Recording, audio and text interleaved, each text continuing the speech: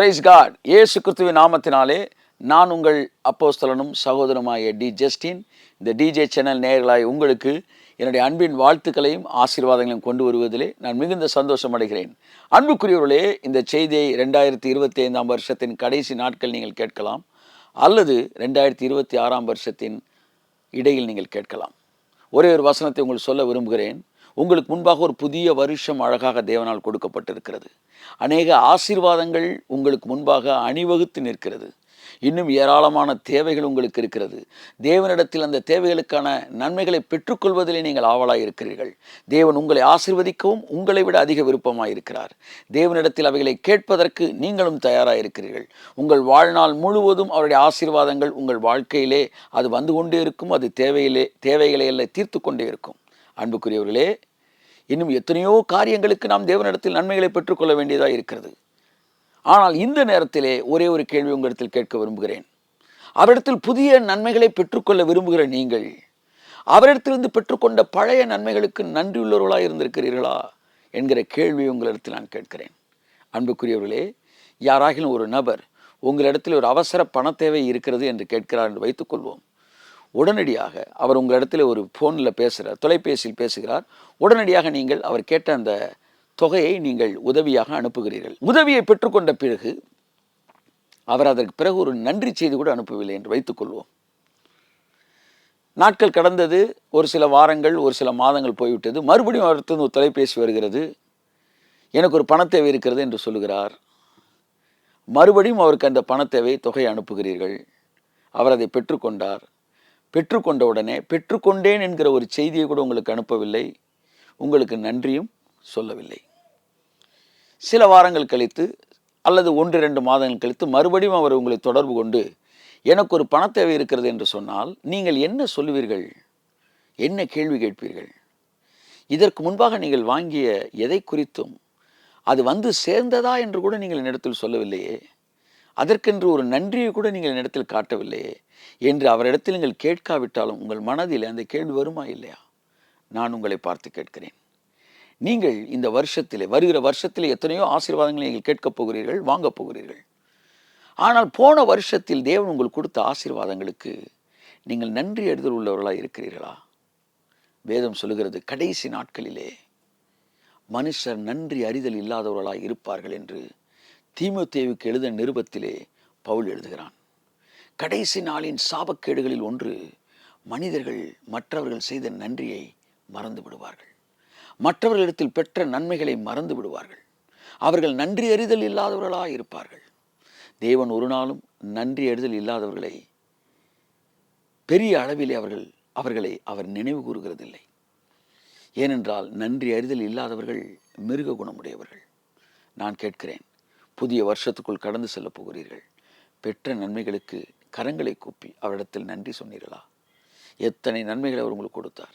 ஜீவனை கொடுத்திருக்கிறார், ஆரோக்கியத்தை கொடுத்திருக்கிறார், ஐஸ்வர்யத்தை கொடுத்திருக்கிறார். எத்தனையோ பணத்தேவை உங்களை சந்தித்திருக்கிறார். அவமானம், நிந்தைகளுக்கு விலக்கி பாதுகாத்திருக்கிறார். உங்கள் குடும்பங்களில் பாதுகாப்பை கொடுத்திருக்கிறார். ஆகவே இந்த நாட்களில் நன்றி தெரிவியுங்கள். ஒரு வசனத்தை கூட கொலோசியர் 3:15 சொல்லுகிறது, நன்றி அறிதல் உள்ளவர்களாய் இருங்கள்.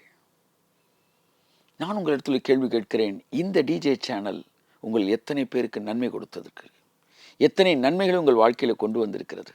எத்தனையோ முறை நீங்கள் சோர்வில் இருந்தபோது இதிலிருந்து வந்த வார்த்தை உங்களை பலப்படுத்தி இருக்கிறது.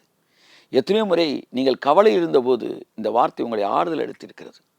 எத்தனையோ முறை நீங்கள் குழப்பத்தில் இருந்தபோது இந்த சேனலை ஓப்பன் பண்ணும்போது, இந்த சேனலை திறக்கும்போது இதன் மூலமாய் வந்த வார்த்தை உங்கள் குழப்பத்திலிருந்து தெளிவை உங்களுக்கு கொடுத்திருக்கிறது.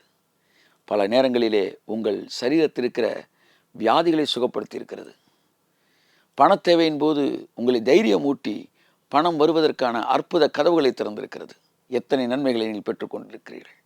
நான் உங்களிடத்தில் கேட்கிறேன், கொலோசியர் 3:15 சொன்னது போல நீங்கள் நன்றி அறிதல் உள்ளவர்களாக இருக்கிறீர்களா? இந்த சேனல் மூலமாக நீங்கள் பெற்றுக்கொண்டு வருகிற ஆசீர்வாதங்களுக்கு நான் ஏதாவது ஒரு விதத்தில் இந்த சேனலோடு இணைக்கப்பட்டு இதற்கு ஒரு நன்றி அறிதல் உள்ளவனாக இருக்கிறேன் என்று நீங்கள் நினைத்திருக்கிறீர்களா? ஒருவேளை இல்லாவிட்டாலும், ஒருவேளை அதை நீங்கள் மறந்திருந்தாலும் உங்களுக்கு ஒரு தேவனுடைய தூதனாய் வந்து ஞாபகப்படுத்துகிறேன். இந்த சேனலுக்காய் ஒரு நிமிடமாவது ஜெபியுங்கள். இந்த சேனலின் தேவைகளை சந்திப்பதில் உங்கள் கரங்களை இணையுங்கள். ஒரு வருஷத்தில் ஏறக்குறைய 1 கோடி ரூபாய்க்கு மேலாக இந்த சேனலுக்கு செலவழிக்கிறோம். அநேக வேலையாட்கள் வேலை செய்கிறார்கள். அவர்கள் எல்லாவற்றுக்குமான ஊதியத்தை நாம் செலவழிக்கிறோம். ஆகவே நன்மைகளை பெற்றுக்கொள்கிற நீங்கள் உங்கள் மூலமாக இதன் தேவைகள் சந்திக்கப்படாவிட்டால் பின்பு யார் இதை சந்திப்பார்? ஏறக்குறைய 2-3 வருடங்களுக்கு மேலாக தேவனுடைய வார்த்தைகளை கேட்டிருக்கிறீர்கள். நான் நேரடியாக உங்களிடத்தில் பேசியதில்லை. என்னுடைய எல்லா செய்திகள் மூலமாக கர்த்தர் உங்களிடத்தில் பேசியிருக்கிறார். இப்பொழுது நான் நேரடியாக உங்களிடத்தில் பேசுகிறேன். நன்றி எழுதல் உள்ளவர்களாக இருக்க வேண்டும். நம்முடைய நன்றியை எப்படி காண்பிப்பது? நம்முடைய நன்றியை நாம் அவர்களுக்கு வார்த்தையின் மூலமாக காண்பிக்கலாம். நீங்கள் உங்கள் வாழ்க்கையில் பெற்றுக்கொண்ட நன்மைகளை சாட்சியாக எங்களுக்கு சொல்லுங்கள். மட்டுமல்ல, இதன் மிகப்பெரிய தேவையிலே ஒரு சிறிய பகுதியாவது என்னுடைய காணிக்கைகள் சந்திக்க வேண்டும் என்று சொல்லி நீங்கள் தொடர்ந்து இன்று முதல் மாதத்திற்கு ஒரு முறையாவது காணிக்கைகள் மூலமாக இந்த ஊழியத்தை நீங்கள் தாங்குங்கள். டிஜே சேனலை தாங்குங்கள். அவரிடத்தில் நன்மையை பெற்றுக்கொண்டவர்களுக்கு மாத்திரம் நான் சொல்லுகிறேன். இந்த சேனல் எனக்கு ஆசீர்வாதமாக இருந்தது என்று அனுபவித்தவர்களுக்கு நான் சொல்லுகிறேன். அது சிறியதோ பெரியதோ, அது என்னுடைய நன்றியின் காணிக்கை. தேவன் எனக்கு அளித்த ஆசீர்வாதத்தின் அடிப்படையில் நான் ஒன்றை விதைக்கிறேன். மற்றவர்கள் பார்வையில் அது சிறியதாக இருக்கலாம், பெரியதாக இருக்கலாம். ஆனால் உங்களுக்கு தெரியும் அது சிறியதா பெரியதா. என்னை ஆசீர்வதித்த ஆசீர்வாதத்தின் அளவோடு நான் வைத்து பார்க்கும்போது இது சிறியதா பெரியதா என்று உங்களுக்கு தெரியும். அதன் அடிப்படையில் தேவனுக்கு நன்றி சொல்லுங்கள். இந்த சேனலுக்கு நன்றி சொல்லுங்கள். ஆகவே உங்கள் நன்றி அறிதலை உங்கள் கரங்களை இணைப்பதன் மூலம் காட்டுங்கள். நானும் கூட உங்களிடத்தில் எதிர்பார்க்கிறேன். சுகமானவர்கள் 10 பேர் அல்லவா? ஒருவன் வந்திருக்கிறானே, மற்ற 9 பேர் எங்கே? என்கு இயேசு கேட்ட கேள்வியை நானும் உங்களிடத்திலே எதிர்பார்க்கிறேன். உங்களுடைய தேவன் உங்களுக்கு அளித்த நன்மைகளை பெற்றுக்கொண்ட நீங்கள் அவருக்கும் இந்த ஊழியத்திற்கும் உங்கள் அன்பின் நன்றிகளை காண்பிக்கும்படி உங்களை அழைக்கிறேன். புதிய வருஷத்துக்குள் போகிறீர்கள். தேவனுக்கும் நன்றி சொல்லுங்கள். இந்த சேனல் மூலமாக அவர் செய்த சகல நன்மைகளுக்கு நன்றி சொல்லுங்கள். ஜெபத்திலே இந்த சேனலை தாங்குங்கள். மற்றவர்களுக்கு இந்த சேனலை அறிமுகப்படுத்துங்கள். சாட்சிகள் மூலமாய் உங்கள் நன்றிகளை காட்டுங்கள். காணிக்கைகள் மூலமாய் உங்கள் கரங்களை கோருங்கள். கர்த்தர் தாமே உங்களை ஆசீர்வதிப்பார். God bless you. நிச்சயமாக புதிய வருஷம் 5 அப்பத்தையும் 2 மீனையும் எடுத்து கர்த்தர் நன்றி சொன்னபோது பெருகியது போல உங்கள் ஆசீர்வாதங்கள் இன்னும் அதிகமாய் பெருகட்டும்.